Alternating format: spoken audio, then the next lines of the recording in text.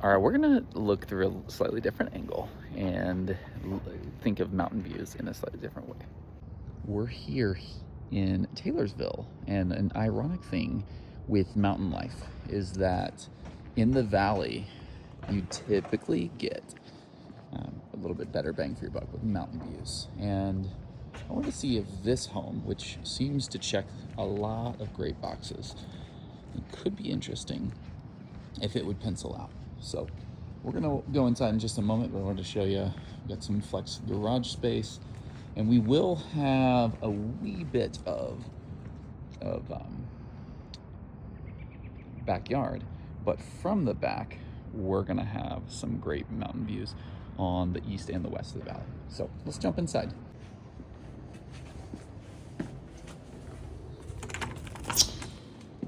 All right, so right inside, we got some nice tall ceilings, abundant natural light.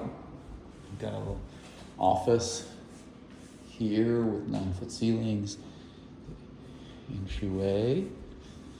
All right, this builder, his name is Brad Reynolds, builds a pretty darn good home, and locally, great reputation. And so you come in, and we're in a part of town called Taylorsville right now.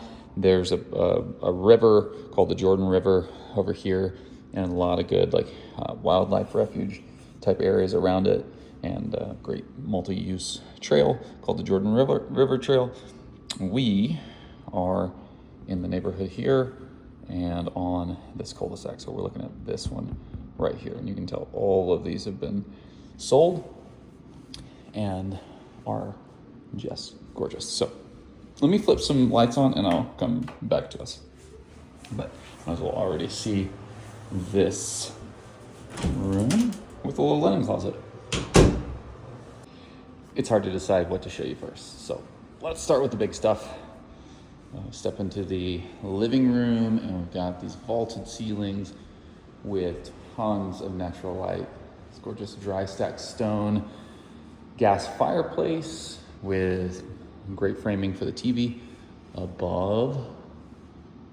And yeah, this is rocking. Also, another thing I'll call out is we're at a slightly higher elevation than the houses back there, which gives us a phenomenal view, and the feeling here is so nice because it feels like there's layers to the neighborhood, even though it's a newer construction neighborhood. And then on a clearer day, you would see the mountains from right there, which is cool. And then we see the Oakers on the west side of the valley over there. And this space, it feels not too big, honestly, which is great with this height of ceiling to not lose the hominess, but the kitchen is just splendid. You got this waterfall edge, nice, ginormous width. And so you've got the full cabinets on both sides, and then you've got typical high-end new construction here. You've got the undermount cabinet slides with the soft close. We've got nice amounts of drawers. Drawer stacks on both sides of the gas range with a nice built-in. Got under cabinet lighting that is switch controlled. Got our flush mount sink. Tons and tons of storage here. Tons of storage. We also have a pantry here. I love all the doors, like 10 feet tall.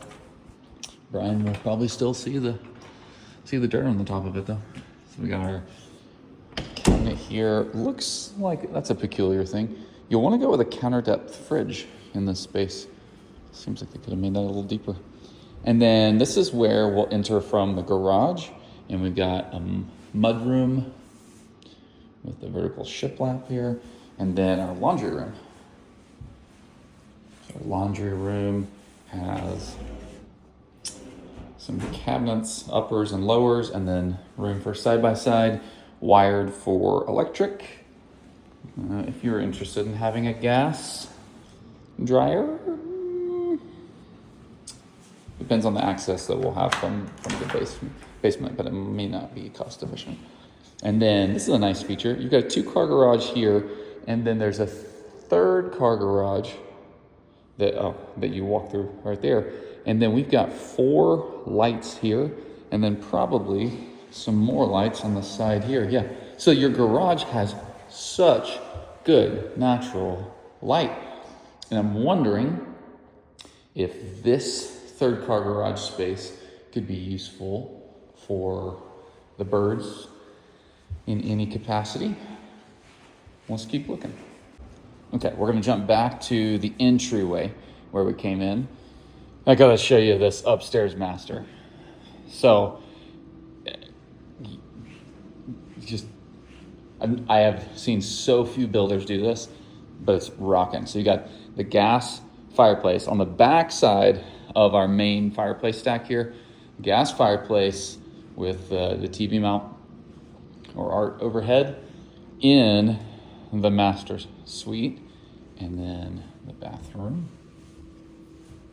Got a gorgeous double vanity, tub, toilet. There's those ogres.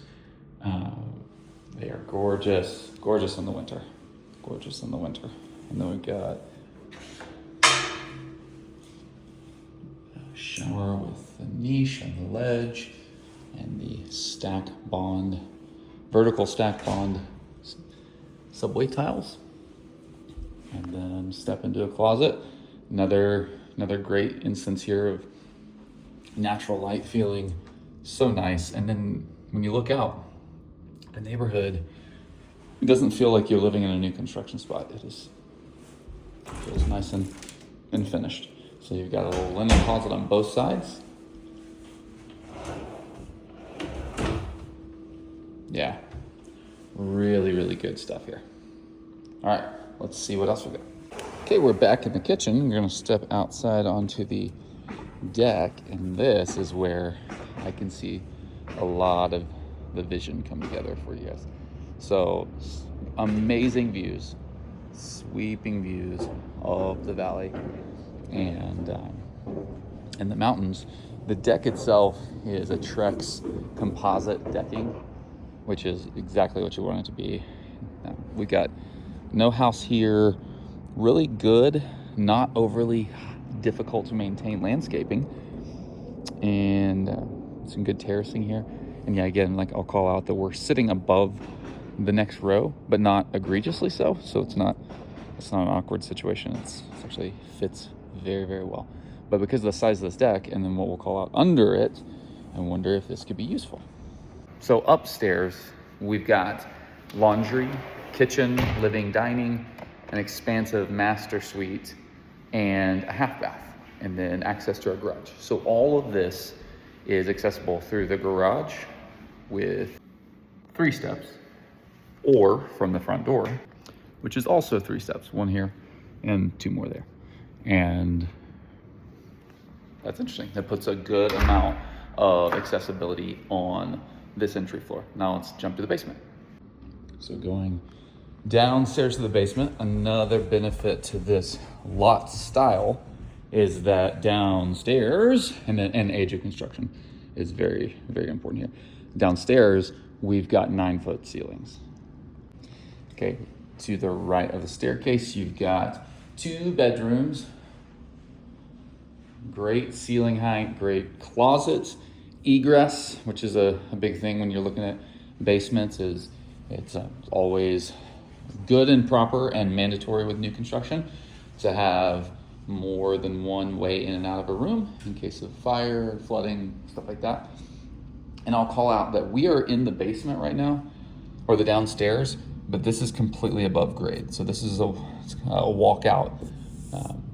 There's another technical name for it that's escaping me right now, but a walkout style basement is wonderful for natural light and for good ceiling height.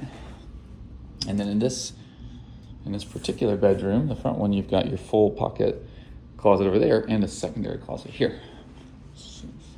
2 bedrooms, and then we'll get a little glimpse of the bathroom. So these 2 bedrooms share This bathroom, really lovely, full bath with the separate shower and bath.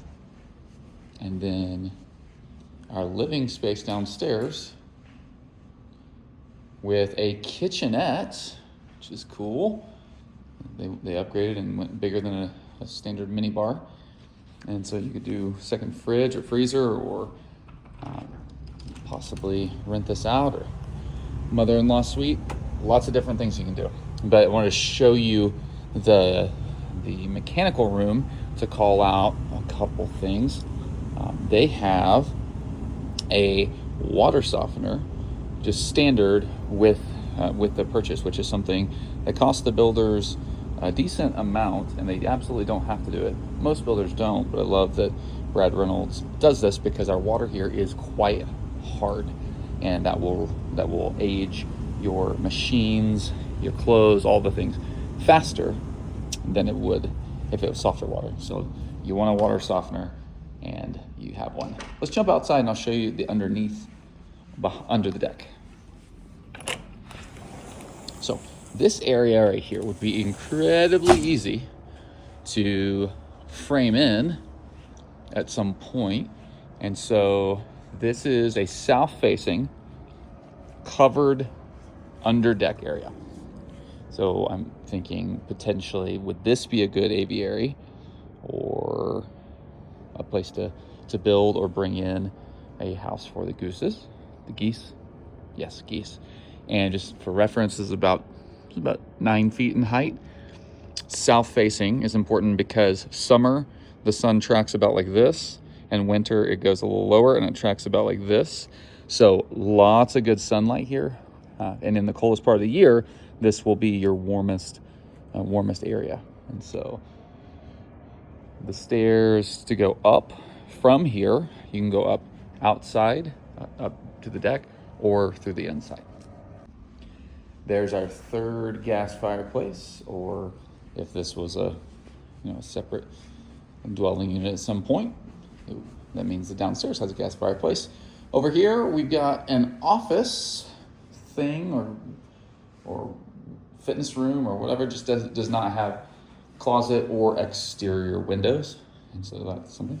We got some good understairs storage. And then this is an interesting Mormon tradition called the end of days closet. It's basically cooled by the earth storage that is super echoey and useful for a whole host of things that people would normally store in their garage. But then your garage is cluttered and unusable. So instead, you can stick them in your end of days closet. All right, time for the customary wrap up video, but I'm gonna do it in the beautiful light here. So as Heather and I, Heather's my wife, and in so many ways, better brain, better half. As we were thinking through the challenges that you lined out, it occurs to us that new construction is probably a good fit, because what you get is up to today's standard. It's well, like when you work with a great builder, well built, aesthetically pleasing, but everything is at year one of its lifespan. So statistically, the first thing to break in this house will likely be the water heater. And statistically, you've got 9-ish years out of that water heater. So you are looking at an opportunity to come in. If the space here, like the third garage bay or the under deck storage works for you, we've got everything on one level. We've got one bedroom upstairs, and then the rest are downstairs. But you've got a house that does have actually 2 different mountain views, one of the Oakers out this window, and one of the Wasatch Range out this window. And then from the deck, it is exceptional. And days like today, where we got the inversion is kind of killing our views. It's you can't, the Wasatch Range is a little murky, but the Oakers are gorgeous. And that's, I think that is a really, really lovely thing. And this is a perk to this part of the valley, as opposed to some of the other houses we've seen are up on the shelf or the bench, kind of as you're transitioning up to the mountains. And ironically, when you're on that side and not down in the valley floor, you are subject to, what do you see? Like, I mean, you're gonna see the valley sometimes, you're gonna see the mountains sometimes.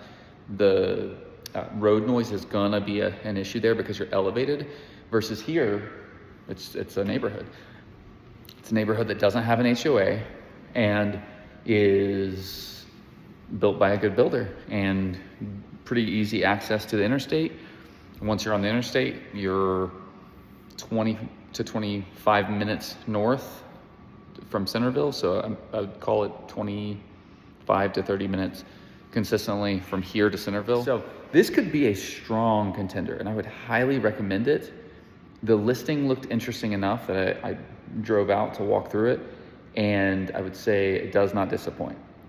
And thinking of this compared to the South Weber house, like, I think they're two really strong contenders. What I love about this house, both low road noise, that's a thing, like almost non-existent here, and then mountain views from inside the house, and the patio is just rocking, and all on one level. Like, we've just got so much good square footage here, and really beautiful square footage on this entry floor. And so I would consider this as a strong option, and I'm curious to hear what you think as you evaluate it through your particular lens.